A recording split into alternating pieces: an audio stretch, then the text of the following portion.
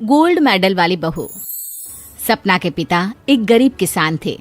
माँ पिता खेत में काम करते तो पीछे से सपना गांव के बच्चों के साथ हॉकी खेलती। एक दिन शाम को, सारा दिन खेलती रहती है, ये नहीं कि छोटे भाई को संभाले। माँ पता है, मैंने आज हॉकी में पास के गांव के लड़कों की टीम को हरा दिया। अरे वाह वाह मेरी बेटी, शाबाश। ये ले के रुपया, जा जाकर टॉफी खा ले। सपना खुशी से पिता के गले लग जाती है और बाहर चली जाती है। अरे तुम इसको बिगाड़ रहे हो, मैं ना इसकी शादी ही करा दूंगी। ऐसा कैसे शादी करा देगी? हाँ, अभी तो उम्र खेलने की है। माँ बड़बड़ करती वहां से निकल जाती है। लेकिन शाम को उन लोगों के घर कुछ लोग आते हैं। अरे राम सुखिया, जरा ये तो बतलाओ, सपना के बारे में क्या सोचा है? अरे क्या सोचना है मास्टर जी, पढ़ रही है, जितना पढ़ सकती है पढ़े, फिर शादी करवा देंगे, कोई अच्छा सा गांव का ही लड़का देख लेंगे। अरे तुम तो उसके पिता हो, तुमको कुछ नहीं पता? माँ घबरा जाती है। अरे का मास्टर जी, का पता नहीं, का हो गया? हम तो इनसे पहले ही बोल रहे थे कि लड़की की जात है, संभाल लो। अरे भाभी जी, आप भी ना कभी अच्छा भी सोच लिया करो। अरे सपना क्या खेलती है हॉकी, बड़े से बड़े आदमी भी नहीं जीत पाते हैं उससे। कल गांव में एक टीम आ रही है, लड़कियों की हॉकी खेलने उसे भेज देना, वहां शायद कुछ बात बन जाए। अरे ना ना मास्टर जी, कोई खेल वेल नहीं करवाना हम लोगों को, वो भी शहर के लोगों के साथ तो बिल्कुल भी ना। शहर के लोगों को ना कोई भरोसा नहीं होता मास्टर जी। अरे कैसी बात कर रही हो सपना की माँ, बुरा आदमी तो हर जगह मिल जाएगा, उसके लिए शहर का और गांव का। हाँ हाँ मास्टर जी, हम लोग तैयार हैं, कल आ जाएगी सपना वक्त से। माँ के लाख मना करने पर भी पिता सपना को हॉकी टीम के लिए भेज देते हैं। शाम को सपना वापस आती है, लेकिन लट के मुंह से। और क्या हो गया, मार खाई हो का? कौन मारेगा हमें? कोई मार वार खाकर नहीं आए। अरे फिर शकल पर 12 क्यों बजे हैं, बताओगी? देखो माँ, आप समझोगी नहीं, बताकर फायदा क्या है? अरे बिटिया रानी, हम तो समझेंगे ना, हमें ही बता दे। सपना पापा के गले लग जाती है। पापा, मैं ना सिलेक्ट हो गई हूँ भारत की हॉकी टीम में खेलने के लिए। अरे वाह, ये तो बहुत ही खुशी की बात है मेरे बच्चे। फिर मेरी गुड़िया काहे परेशान है? पापा, मुझे दिल्ली जाना पड़ेगा आगे की प्रैक्टिस के लिए। माँ जो सारी बात सुन रही होती है, जोर से चिल्लाती है। एक पैसा नहीं है मेरे पास, समझे? कुछ नहीं दूंगी। शादी के लिए लड़का फाइनल भी कर दिया है, कल्ले का बेटा, वो शादी कर लेगा तुमसे। सपना पिता की ओर देखती है। अरे देख सपना, खेलने दिल्ली जाना है तो सिर्फ इसी शर्त पे कि आकर कल्ले से बेटे से चुपचाप शादी कर लेगी, बोल। अरे ठीक है ना, कल्ले का बेटा तो बहुत ही समझदार है, सरकारी नौकरी है उसकी, मान गया वो तो सपना शादी कर लेगी। सपना भी धीरू, जो कि कल्ले का बेटा था, उसे जानती थी। वो मन ही मन सोचती है कि शादी तो वैसे भी होनी है, लेकिन माँ की ये शर्त मान गई तो जीवन जीने का एक मौका तो जरूर मिलेगा। हाँ, मुझे मंजूर है। हाँ, तो कल मैं उन लोगों को बुला लूं? पिता और सपना दोनों एक दूसरे को देखते हैं।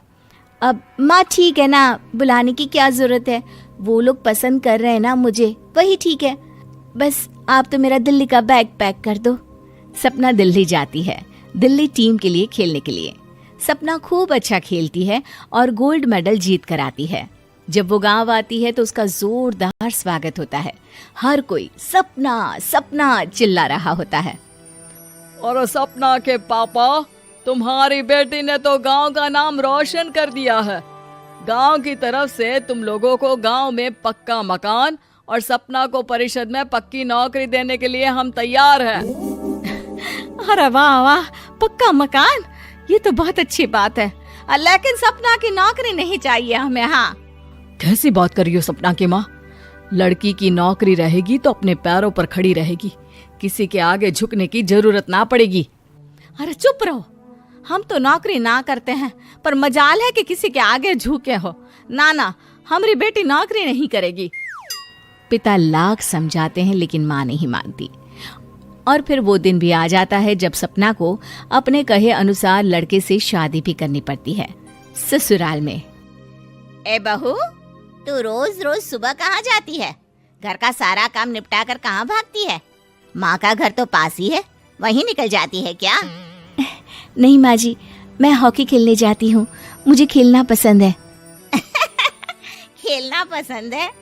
अरे कैसी बात कर रही है बहू, शादी के बाद तो कोई लड़की खेलती फैलती नहीं है, वो घर का काम काज देखती है। सपना कुछ नहीं कहती। वो एक रोज कमरे में अपनी अलमारी ठीक कर रही होती है कि तब सुनो, वो जो लटक रहा है ना, क्या बोलते हैं उसे? मेडल। सपना पति की बात सुनकर खुश हो जाती है, उनके पास जाती है।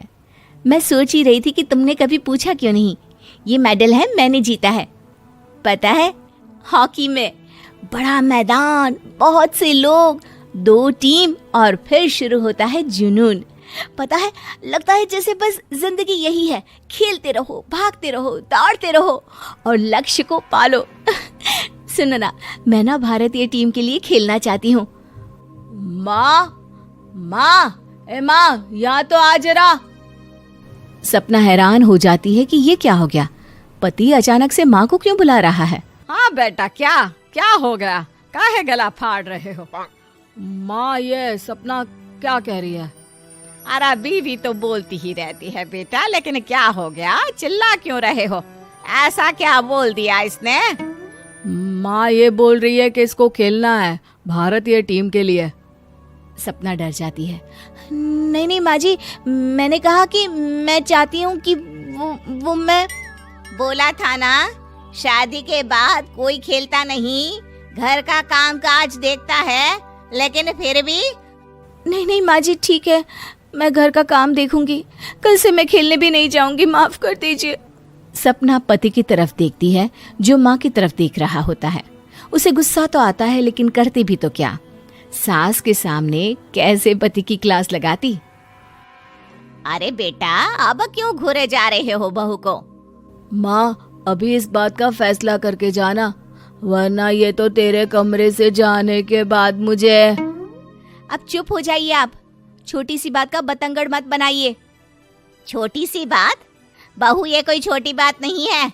जो लड़की दिल्ली के लिए गोल्ड मेडल ला सकती है, वो देश के लिए भी तो गोल्ड ला सकती है ना। हम लोगों को किसी चीज की कमी नहीं है बहू, घर का काम तो कोई भी कर लेगा, लेकिन देश का नाम रोशन करने के लिए सपना चाहिए।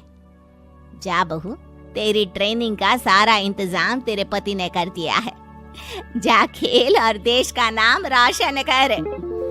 सपना की आंख में आंसू आ जाते हैं। वो सोचती है कि बेटियों को मायके के साथ अगर ससुराल में भी सहयोग मिले तो ऐसा कोई काम नहीं जो वो नहीं कर सकती है।